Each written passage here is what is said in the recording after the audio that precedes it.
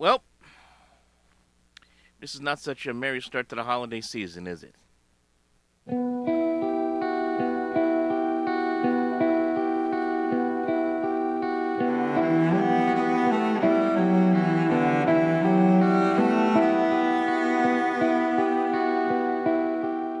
Welcome aboard, everybody. It's Sports Talk Nation, and yes, we have a lot to talk about because this is going to be a topic that's going to rage on for a long time now as Jacob deGrom spurns the Mets for the Texas Rangers. And let's be honest, folks, let's not act like we didn't see this coming, because for a while since the season came to an end, and really since the World Series came to an end, we have heard rumors that Jacob deGrom had interest in going to Texas, whether it be the Rangers or the Astros. And while there was some rumors in the last week or so that maybe he would consider going back to the Mets, the other day, I heard this rumor. We all heard the rumor that the Tampa Bay Rays were considered, the Philadelphia Phillies were considered, and then you started to think he's not coming back, is he? And then bam, here we are, 5-year deal with the Texas Rangers, $185 million, an option for a 6-year for that will push that total to $222 million, $37 million a year, which means he actually took a discount in a lot of ways because, and yes, I understand Texas, no income tax down there, and that also plays a role in making the decision. I understand that. But $37 million a year, the Mets actually offered him more money per year, shorter contract, 3 years, $120 million, $40 million a year. That tells you he just wanted to leave. And the fact that you have this report coming out via SNY, via also the New York Post, that the Mets had made that offer to him, but were never contacted back by deGrom or his representatives to say, "Hey, Texas offered us $185 million. You guys want to match that?" They never did that. Never tried to ask the Mets to match that deal. So he wanted out. That's why. That's the question. that is a good question, isn't it? I guess, look, some people just don't like, some people, I guess, after a while, don't like playing in New York. Think about this, folks. He was the last guy of that rotation, that once vaunted rotation of Matt Harvey, Syndergaard, Matz, Wheeler. He was the last one. And maybe he just got tired of seeing all of these guys go. Maybe he just wanted to have a change of scenery. Maybe, who knows? Who knows? No incomes state tax down there in Texas. Maybe the family, of course, wanted to have more of a quiet life down there. Who knows? He had his reasons, and now he's gone. Now the question is for the Mets, what do they do now? So I saw a lot of people on Twitter, and we saw them all on Twitter, posting how this was a disaster for the Mets and that this was a terrible way to start the offseason. Yeah, it hurts because, you know what? Jacob deGrom was one of the best pitchers in baseball. Not only that, he was one of the best pitchers in franchise history. 2 Cy Young Awards, would have been on pace for a third in 2021 before the injuries propped up. But really, the thing that was the issue for deGrom over the last couple of years was staying healthy. The elbow injuries, the shoulder injuries, the number of injuries that kept popping up over the last couple of years. And then last year, coming back looking great at the start, striking out 12 Braves, and what was his first or second start coming back off the injury list, and then kind of petering it after that. Had a bad start in Oakland.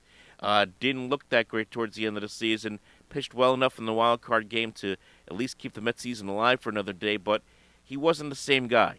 The Texas Rangers take that gamble. They jump right in. 5 years. They'll have him until at least when he turns 40. That's a big investment for Texas. It really is. I'm sure they'll love it the first year or so of the contract, but after that, we all know how these things go. They tend to go downwards after that, but we'll see. He is a talented player. He's a pitcher who, as I said, was one of the best in baseball, and he will be missed by the Mets. He really will be. And the question now becomes, what do they do to find his replacement?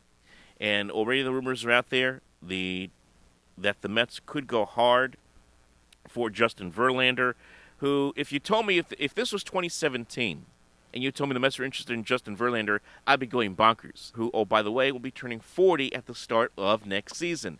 So the question is, why would the Mets want to do that going after a pitcher who is much older and for who knows whether he could be starting to tick towards the downside. But the thing is, Verlander was very good last year. Even coming off of injury, very good.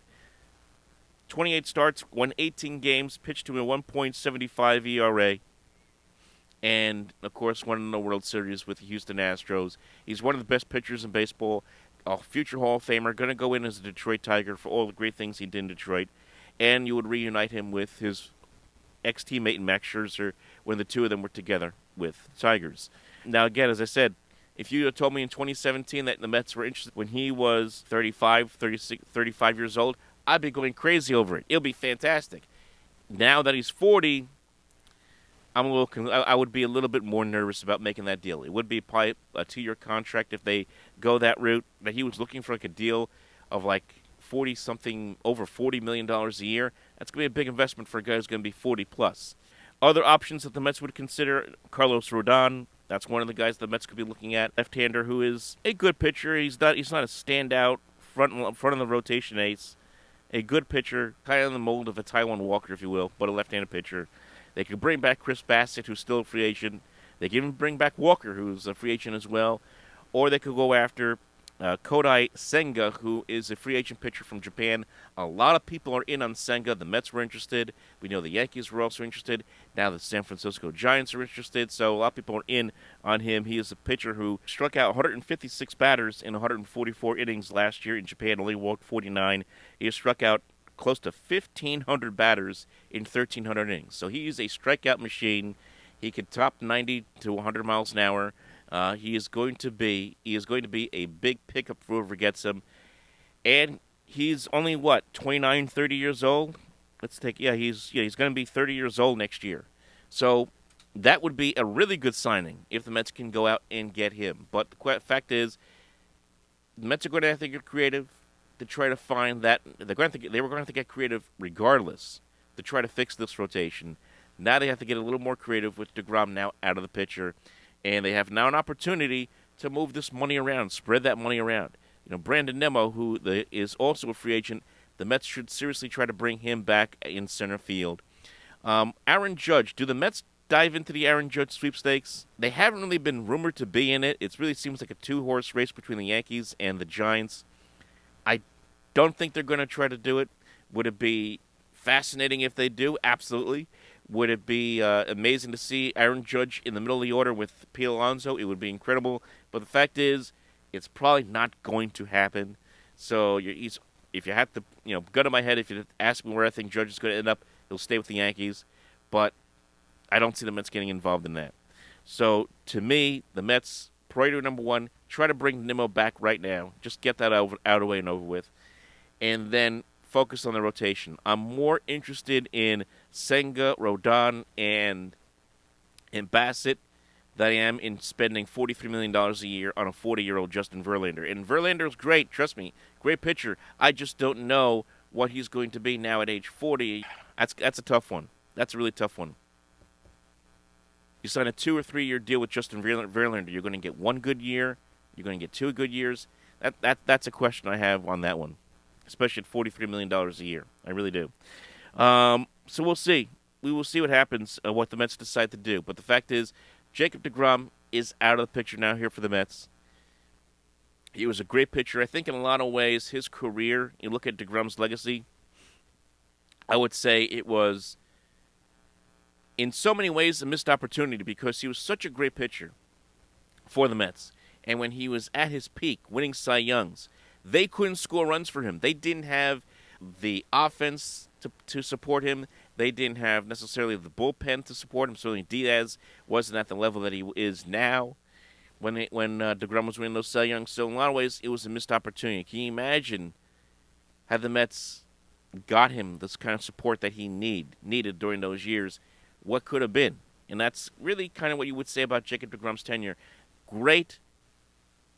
Always looking forward to seeing him pitch every 5th day, but it was also a missed opportunity. And that's kind of how you kind of have to look at it. Let's really have to look at that entire generation now of Met pitchers that are now no longer here. As I mentioned, the 5 of them: Harvey, Syndergaard, deGrom, Wheeler, and Matz, all gone.